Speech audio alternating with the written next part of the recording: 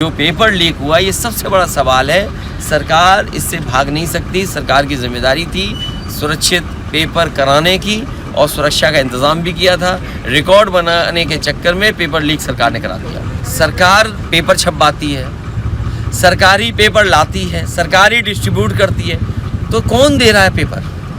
ये तो सवाल आपको सरकार से पूछना चाहिए। नौजवानों के भविष्य से खिलवाड़ कर रही है सरकार।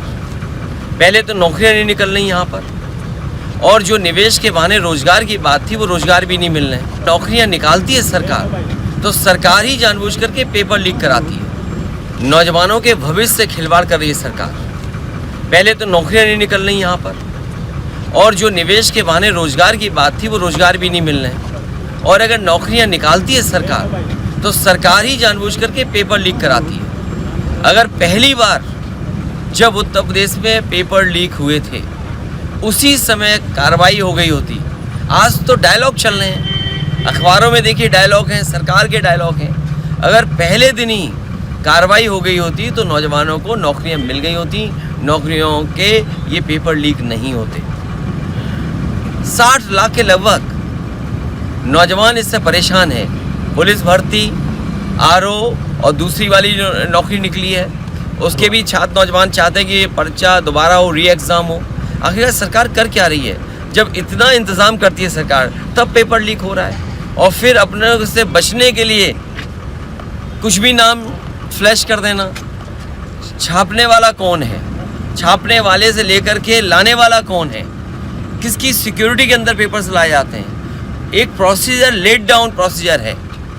क्या सरकार के लोग शामिल नहीं है उसमें? तो सीधा आरोप है कि सरकार के लोग ही शामिल है जिनकी वजह से पेपर लीक हुआ है। नहीं, सरकार पेपर छपवाती है, सरकारी पेपर लाती है, सरकारी डिस्ट्रीब्यूट करती है, तो कौन दे रहा है पेपर? ये तो सवाल आपको सरकार से पूछना चाहिए। तो इसके पीछे मंशा क्या होगी सरकार की? सरकार की नीयत ये है कि नौकरी नहीं देनी पड़े उन्हें। नौकरी देनी पड़ेगी तो उसके लिए उन्हें बजट देना पड़ेगा। बजट है नहीं तो नौकरियां निकालते हैं, और नौकरियों के बहाने जो पैसा इकट्ठा करते हैं वो भी सरकार इस्तेमाल कर रही है। कई सौ करोड़ रुपया इकट्ठा हुआ होगा। तो छात्र नौजवान जो गरीब है वो ज़मीन बेच करके या अपना किराए पर लेकर के, उधार लेकर के पैसा, तब नौकरी के लिए आया है, फॉर्म भरा उसने। और सरकार ने कितनी नौकरियां दी होंगी अभी तक? और अग्निवीर जैसी व्यवस्था कौन स्वीकार करेगा? अग्निवीर कौन स्वीकार करेगा? जहाँ लाखों लाख नौजवानों को साल में नौकरी मिलती थी, उस नौकरी को क्यों रखा इन्होंने? टेम्पररी नौकरी क्यों रखी इन्होंने?